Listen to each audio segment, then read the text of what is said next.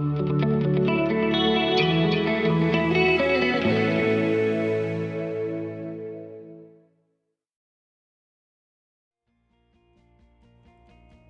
to Valuification of Things, your one-stop podcast on the discussion of value, and especially business value. This is a forum where your host, Sri Sundaram, will be discussing topics on how to quantify value for practically any scenario. Along the way, we will have business leaders and subject matter experts describing their value journey. So sit back, relax, and enjoy this podcast episode.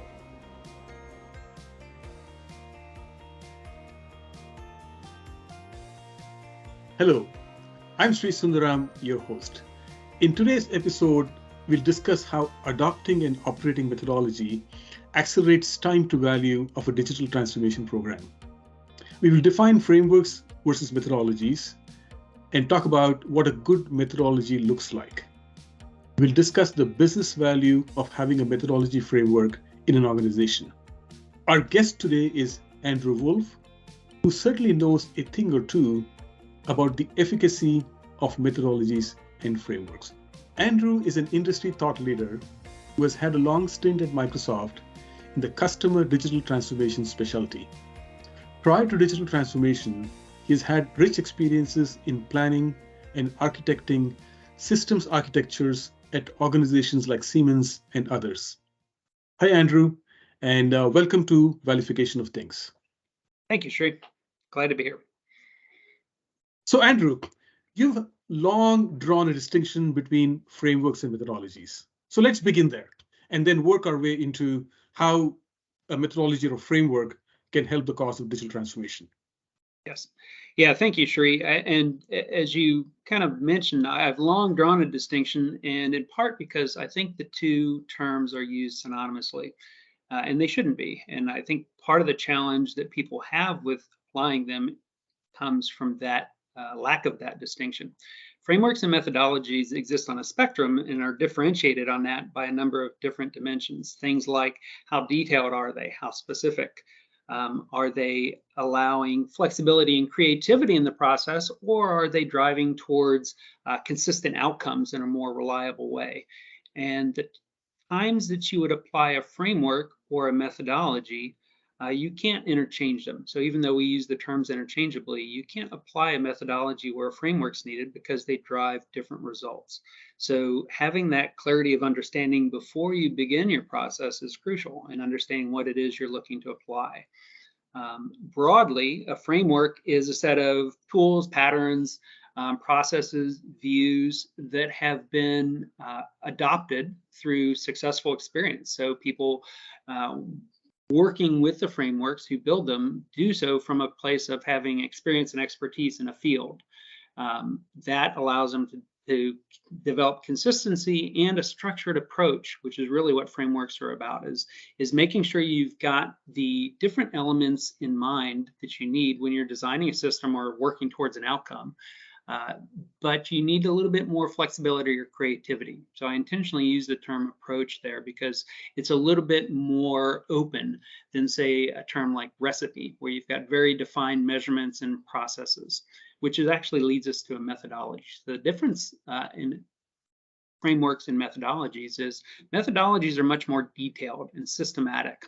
So the room that you have for creativity in frameworks isn't really available in a methodology. For a methodology, you're driving towards a consistent outcome and trying to make sure that the steps you take are going to get you to that outcome, whereas a framework is more about creating and is a little bit more open. So there's less room for creativity in methodology. So what is the role of such a methodology in digital transformation?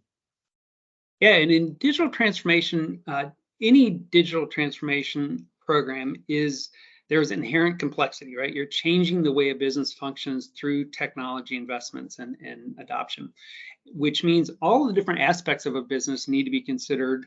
And so whatever it is you're trying to do is a complex program with a number of different dimensions and is going to require a degree of rigor to be successful that other things don't, right? So creative exercises and things like that. Methodologies are designed to give you that degree of rigor. And to be clear, you can interleave frameworks and methodologies in a single program, but a methodology will give you consistent output as long as you have disciplined execution of the steps in a methodology. Before I talk a little bit about the idea of expertise being used to develop and capture a framework or approach or methodology.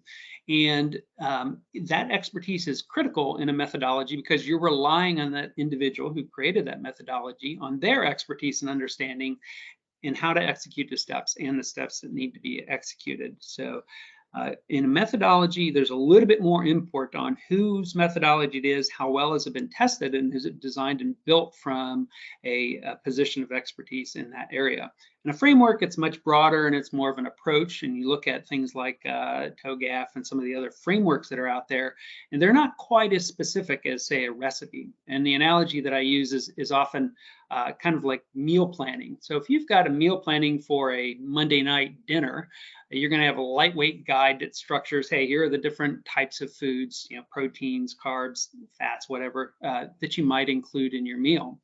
On the other hand, if you're planning an event for, say, Thanksgiving dinner for 20 of your wife's family members, or your spouse's family members, you're going to want a much higher degree of specificity and assurance that you're going to be able to achieve that desired outcome of not just a meal, but an event as a whole. So given what you just said, Andrew, I would expect that a methodology or a framework has many benefits from a business value perspective. What are some of those benefits? Absolutely. When talking about frameworks and methodologies, and especially in the context of digital transformation of an enterprise, there's a lot of deep business value, and that comes in two key areas. One is de-risking the process. So digital transformation, changing the way a business functions, is inherently complex because you change one area of the business system and all of the adjacent functions and systems need to be updated as well, or at least considered from an update. So taking a framework or a methodology from somebody else who is experienced in that area is going to help to make sure that your thinking is structured and your approach is solid. And of course, back to that dimension on how far you go into framework versus guided methodology, some things you may not want a methodology, you may want a framework to keep your thinking open and free. So de-risking is one.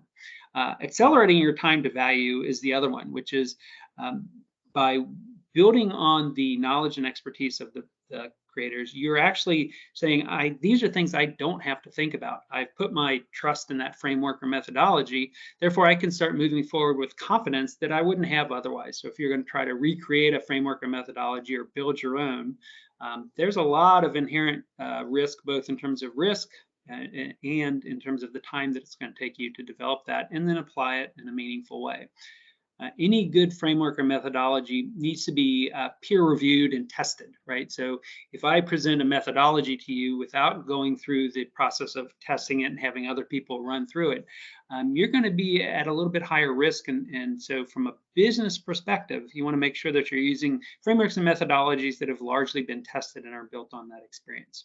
So I have dabbled in developing different kinds of value models on the efficacy of methodologies in a digital transformation program. In these models, I've seen anywhere from a 40 to 60% reduction in time to value, right? Yep. Which this reduction in time to value results in an additional 20 to 30% increase in the internal rate of return. Yep. Than that was originally planned. Does this resonate with what you have experienced also?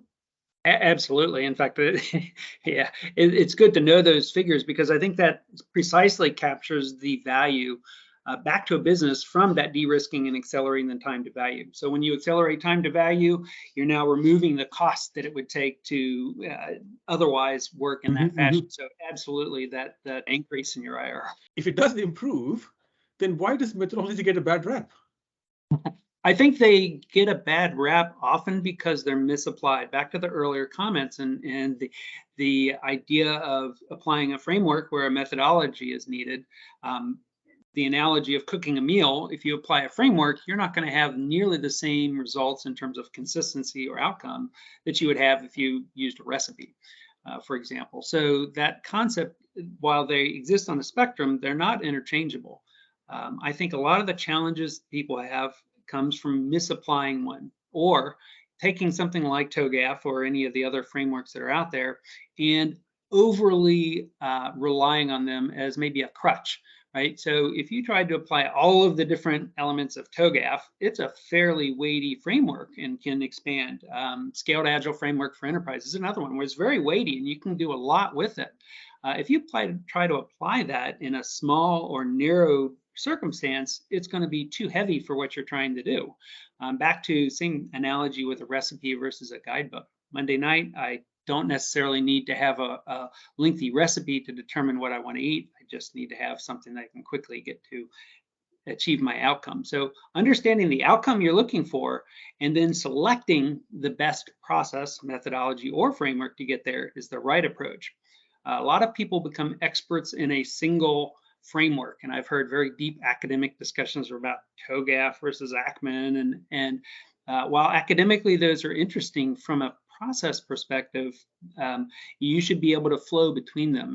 And one of the things that I think we did very well when I worked at Microsoft was we didn't really align to a single framework because our customers would have their own frameworks and their own ways of thinking about it. So being adaptable is probably as important as it is being an expert in a singular framework or methodology.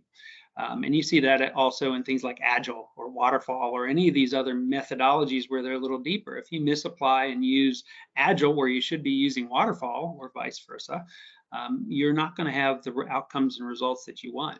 So misapplying and overdoing the methodology part certainly rings true in my experience. After a short break, I'm going to ask Andrew if he can suggest what a good framework or a methodology should look like.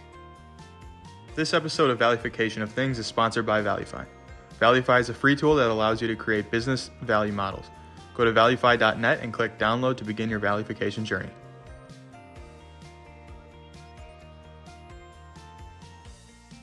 So welcome back. Andrew, you drove a distinction between a methodology and a framework. We discussed how using a robust methodology produces solid gains to the overall digital transformation program. We talked about how methodologies are frequently given a bad rap.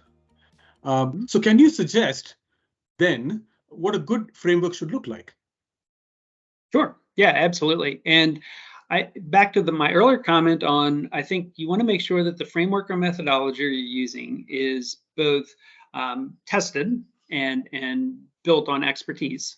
You also need to look at what the outcomes you're trying to achieve are, and then selecting the correct methodology or framework to drive those outcomes. And some of the differences in those outcomes are things like how skilled is your team? So a framework is broad and open, but doesn't specify much, whereas a methodology gives you precise steps on executing. So it's easier to execute a methodology with less experience than it is a framework. Also, you need to think a little bit about what kind of creativity or flexibility do you need. So methodologies are very rigorous and require disciplined execution, whereas a framework is a little bit more open, allows for creativity, but the flexibility in terms of the delivery timeline and things like that may be a little bit more open as well. So understanding what it is you're trying to achieve, and then what are the stakes for the program. For high stakes outcomes, you need to have a methodology, particularly if it's an outcome that needs to be repeatable, and repeatable by people who may not have your expertise in the field. So those are the things to think about when selecting it. And as far as selecting an individual one, once you've defined I need a framework, then selecting one that has, as I said, been tested and peer reviewed and has the benefit of time, has been applied over and over again. We'll make sure that you're selecting a framework that will help you to get to the place you're trying to. And then finally, what's the experience level of the team who's doing this? So I mentioned before that frameworks tend to be a little more open, and because they're open, they don't provide as much guidance and require a little more expertise in the area where that framework is being applied in order to know which sorts of topics can be applied or should be thought about and which elements you can set aside for a particular project. So newer team members or less experienced teams might benefit from a methodology which provides rigor. So that kind of balancing act is really the right way to approach selecting frameworks and methodologies. Thank you, Andrew, for your time. Enjoyed learning about the distinction between frameworks and methodologies and their influence on the success of executing a digital transformation program. But before we go, any final words? No final words other than I hope you've taken away the distinction between methodologies and frameworks from this talk, and you've gotten a little bit more perspective on how to select and apply them in any program, but particularly digital transformation programs, which are complex and challenging. Thank you for the time, Sri. Thank you for watching this episode. Today, we had Andrew Wolff, industry thought leader, explaining the distinction between a methodology and a framework and how they are key in the execution of digital programs. We have discussed that the time to value is reduced between 40 to 60% when compared to non-methodology driven programs. This results in an increase in IRR, or the internal rate of return, of at least 20%. Such a reduction also helps to sustain the program momentum, thereby increasing its chances of success. Now, Andrew also provided some key components of a good methodology and some considerations in landing the right methodology for an organization. In future episodes, we will continue to dwell on the valuification of things with other thought leaders and industry executives. Stay tuned. Thank you for listening to this episode of Valuification of Things. I hope you enjoyed it and learned something new. If you did, please share this episode with your friends and family, and don't forget to leave a review. We're always looking for ways to improve and bring in the best content possible. If you want to be featured on this podcast, please drop us a line at podcast@valuification.com.